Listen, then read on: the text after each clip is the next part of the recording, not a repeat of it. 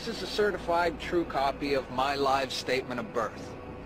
You can get this by applying for it at the Registrar General. They'll give it to you. And it's very interesting because this is where it all began. This is the foundation document. All identification is generated from this document.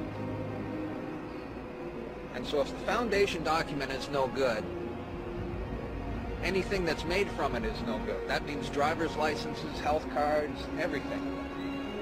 Now what they did here, this is exactly what he meant when he said, soon every American will be required to register their biological property. Now your parents didn't realize what they were doing when they filled this out, and these didn't exist before 1933. Birth records were recorded in scripture, and these only came into being in 1933 when they hatched this plan. They created a corporate fiction with a name just like yours. In doing this, they registered and monetized the spirit and soul of a living being. This denotes ownership. And when your parents were tricked into filling this out, they allowed your spirit and your soul to be monetized. And futures were sold on you. Spirit and soul, I don't... Now, this is my birth certificate. This is actually a share. See this red number? This A, I'm born in Canada, this is a Class A share. Now, this is called a CUSP number. And all securities require a CUSP number. And that's what this is. And you are held as collateral to secure the debt which our government owes to international bankers. So you and me and all these people here are actually collateral, and we don't even own our lives. We are chattel, and we believe we're free. I made an application to the Registrar General, and I got my original social insurance application. Now, before they sent it to me, they put a little piece of paper over this before they photocopied it, because my friend has his and they didn't block this out, and when you hold it up you see Bank of Canada. It is said that the best slaves are the ones who don't know that they're enslaved, and we all have invisible chains on us and we don't know it. These debts are putting our children into debt for all eternity, and there is blood on these debts, and they are causing more fraud and more debt to the country. How you pay for anything is with promissory notes. We have the power to make money. What we have done is we have deferred this to the banks, i.e. one bank, the Reserve Bank. The Reserve Bank has no reserves. It's not a bank. It is a fraudulent corporation operating in this country. How you pay is you discharge against your bond. Your birth certificate is a bond. You have more value in here than any fine that they can give you in any court under the sun. This is your value. It's your life. They stole this from you. When you were born, you were issued one of these. This is a birth certificate. It should be called a death certificate. I feel that I'm committing fraud by doing it anyway, because I shouldn't be cooperating at all with this filthy, dirty commercial system. You and I have been monetised, brother. You have been monetised through that instrument. You are money in the eyes of banksters. You know the banks pay $6 million for these from the hospitals, and you know how much they get turned around? These are securities on the stock market. You're making $6 billion by the time you retire for the Rothschilds, mate. They've got plenty of gold taps and champagne and caviar and cigars in their mansions, while a good portion of humanity are starving to death. That we stop using Reserve Bank notes. Every time you go and pay your utilities, you are compounding the national debt. Do you realise that? I don't think you realise that. You think, you're kind of laughing at me thinking, oh, this guy's a nut. No, I'm not. Yeah. All dear Australians and all dear people who really do wish to be free, please remember your birth certificate is a bond. There's the number. There's bond numbers all over here. QSIP numbers, bank numbers. You've been monetised, you've been enslaved by the birth certificate. It is a death certificate. Please go to the registry and get yourself, acquire a live birth record, because that will bring you out of their jurisdiction, into the land of the living, out of their shit their citizenship, because this is a ship of Admiralty law. And when you go into here, you are in their waters, and you may never safely return, because this ensures that you are dead on the waters. Why it is a citizenship, whereas this is the living document. And when you go into court or anywhere like that, and you bring that into you, that notifies those dead entities that you are living, that you are a man or a woman, not a person. This is a person, this is a man. Right now I'm going to just read a quote from Edward Mendell House and what he had to say in a private meeting with Woodrow Wilson, president between 1913 and 1921, from the private papers of Woodrow Wilson. Quote, "Very soon, every American will be required to register their biological property in a national system designed to keep track of the people, and that will operate under the ancient system of pledging. By such methodology, we can compel people to submit to our agenda, which will affect our security as chargeback for our fiat paper currency. Every American will be forced to register or suffer not being able to work and earn a living. They will be our chattel, and we will hold the security interest over them forever by operation of law merchant under the scheme of secured transactions. Americans, by unknowingly or unwittingly delivered the bills of lading to us, will be rendered bankrupt and insolvent, forever to remain economic slaves through taxation secured by their pledges. They will be stripped of their rights and given commercial value, designated to keep us a profit that will be none the wiser." I challenge you right now to pull out your phones, and if you can, really quick, it takes about 2 seconds, Google Title 28, United States Code, subsection 3002, 15A. And if you scroll down, right, that's Title 28, United States Code, subsection 3002, 15A. If you scroll down and you read the definition of the United States, it says United States means a federal corporation, an agency, department, commission, board, or other entity of the United States. So this is what the law defines the United States as. Now you and I, when we're speaking outside, in the privacy of our own homes, or just you and I speaking on the street, the United States means, the 50 States United, right? But what the law defines the United States as is a federal corporation. Now, if the United States is a corporation and we have a president, the president is the chief executive officer. Now, if you abbreviate the chief executive officer, you have CEO, right? If you look deep into this, you'll see it's everywhere. Shalom, Kahala Yahweh, Ba'Shem Yahushai, Ba'Shem Rukokwadash. Double honors my teachers, the apostles and elders of Great Millstone. Peace and mercy to the elect, with the house of David reborn again in this generation. And shalom to the 130 Yasharallah, who today are known as the Negroes, Latinos, and Native Americans, who before losing our true heritage, we were known as, and still are, the true Hebrew Israelites of the Holy Bible. In today's lesson, we're going to talk about the videos we just watched, and talk about how if you're basically alive today in the Western world, namely here in America, you are still a slave. But before we get into more of that, let's go and read this. This is Deuteronomy 28 and 48.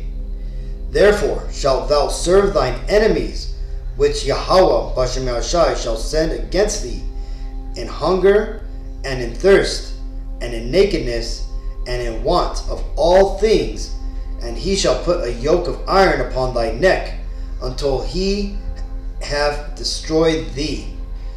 And Yahweh Ba'Shem Yahushai shall bring thee into Egypt again with ships by the way whereof I spake unto thee. Thou shalt see it no more again, and there ye shall be sold unto your enemies for bondmen and bondwomen, and no man shall buy you. So, like it says here in the scripture, let me bring up the Bible timeline, that the Lord would cast the Israelites into captivity again, all right? And he would do it by bringing us into Egypt. And the name Egypt, or the word Egypt there, is basically synonymous with bondage, okay? That the Lord would put us into captivity again, where we would basically be in the same plight as we were in the Egyptian captivity, okay? Which took place in about 1565 BC, okay? You can read about that in the book of Exodus, right? Us Israelites, we came into Egypt as guests, right? Our forefather Joseph, he had basically been sold into slavery by his brothers, and he ultimately made a way for himself, right, through the power of the Lord in Egypt, and ultimately he was raised up to like second highest in Egypt. Now eventually what happened is, once we were invited in, we ultimately, through the trickery of the Egyptians, right, through their cunning practices and ultimately, just the will of the Lord, we became slaves, right? We basically started working, day and night, right? Basically working for our bread, and basically became servants in Egypt, kind of like we have today, right? And the reason I make this video is because a lot of times when we tell people that we're still in captivity, a lot of people are perplexed by it, right? A lot of them say that they're not slaves, they're not captives, they're free, right? Because what they see is, they see that they may have a nice house, a nice job, they're able to travel and all this stuff, but they don't realize that the Monday through Friday, working, the having to work to have a life, right? Having to pay taxes, or you'll have everything taken away from you. All that is a form of slavery, right? And the videos we just saw, right, to show us that the type of slavery that we're in today, right? It's not a physical slavery where there's chains around our legs, your ankles and wrists, right? The new slavery in Babylon the Great being America, is through a legal type of slavery, right? Where we are what's known as chattel, okay? Where we are basically tax slaves, right? And what does that mean? Well, like the guys just said in the first video, and also the woman read the Woodrow Wilson's own memoirs, that through legal prowess of these Edomites, that they would ultimately make servants of us, right? We would basically be signing ourselves over to play in their game unknowingly, okay? And in doing so, we're basically trapped in their matrix, right? As Andrew Tate likes to say, right? We're basically surrounded by a bunch of made up legal fiction, right? Is what it's referred to, right? The legal system, the personhood. Like, if you want to see this for yourself, all you have to do is look at your driver's license or your bank accounts, right? Anything that has a contract with your name on it, you'll notice that your name is all in capitals. That's not just because the organization that wrote up that contract wants that. No, it's because your name in all capitals is not you. This is your legal person or your legal corporation, which you use to operate in these Edomites maze, right? In their matrix, okay? And their matrix is set up in a way where if you don't know what's going on, you're gonna basically get lost, and they're gonna be able to trick you, right? And this is how they ultimately have control over us, right? This is Daniel's 8:25. And through his policy also he shall cause craft to prosper in his hand, and he shall magnify himself in the heart, and by peace shall destroy many. He shall also stand up against the prince of princes, but he shall be broken without hand. Right? This is talking about these Edomites, right? How craft, right, which is their bureaucracy, right, which is all, it's all an extreme high form of witchcraft when you get into it, right? People refer to it as Babylonian money magic, right? Where their contracts, their laws, the tort law, admiralty law, commercial law, all this type of stuff all gets into it, right? And the apostles have mentioned this before, right? The UCC codes and all this type of stuff, right? The thing is it's important to know this stuff, but it ain't gonna save you, right? And the reason I bring this up is because, one, I just want to remind everybody that we're still stuck in this captivity, right?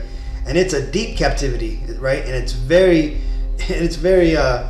confusing, right? And a lot of people, are good at maneuvering through it, right? You have people like the guys in the videos I just showed, and you have organizations and movements like the Moors, right? The Black Moors, you always hear about them, right? Or the Kemet people, right? See, they are stuck at this level. They believe that by learning this wicked, system, right? Esau's wicked system, that they then can overcome and gain their freedom, right? But they don't realize that they're still slaves. They're still working within a system created by these devils, right? And ultimately to entrap the entire world, right?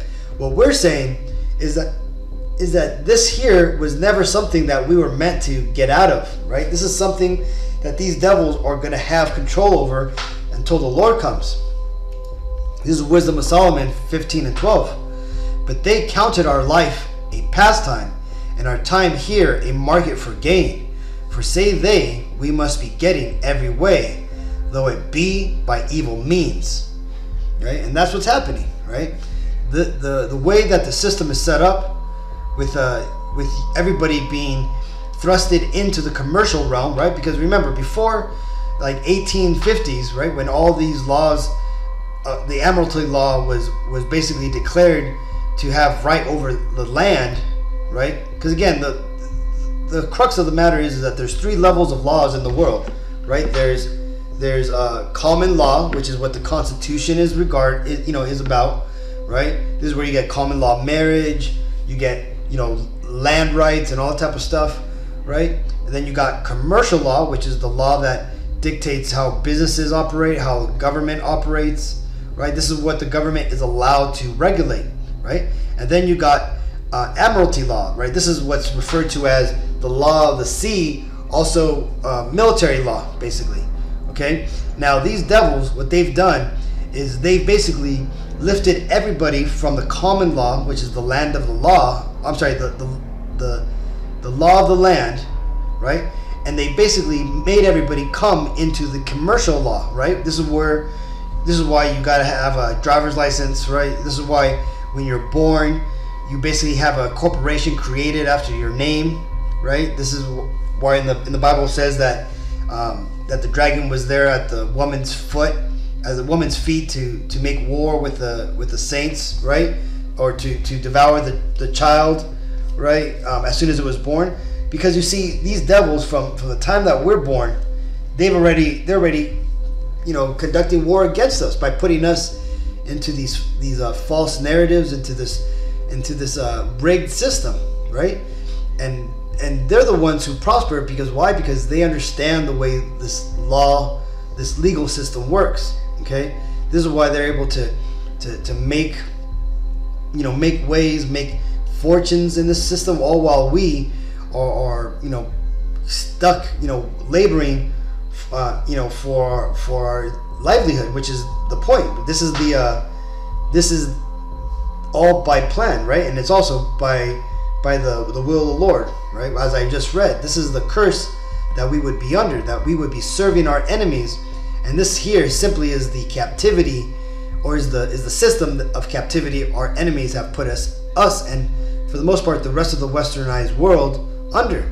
Now, yes, there's people who see through this, who try to expose it, but a lot of times they could always tell you what it is, but they can never explain why it is. And again, ultimately the reason why this is all happening, why this was put into place, is because the Edomites, the so-called Caucasian race, had to be given a time to rule, a time for their blessing to play out, okay? Because again, they're the descendants of Esau, who was promised to live off of the fatness of the earth, and that their dwellings would be basically the best parts of the world. Okay, and that's what's going on. But see, what's happening right now is that right now, like it tells you here, it says this is where we are in the narrative right now, right?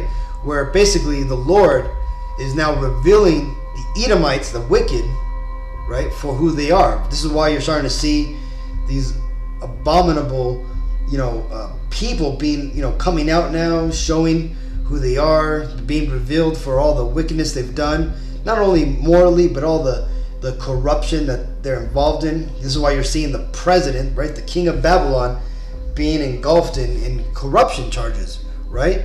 Because again, right now the Lord is making it plain to the people of the world that these Edomites are the devils, right? That they're hypocrites, and this is why, again, this is why we're also able to learn about their legal system.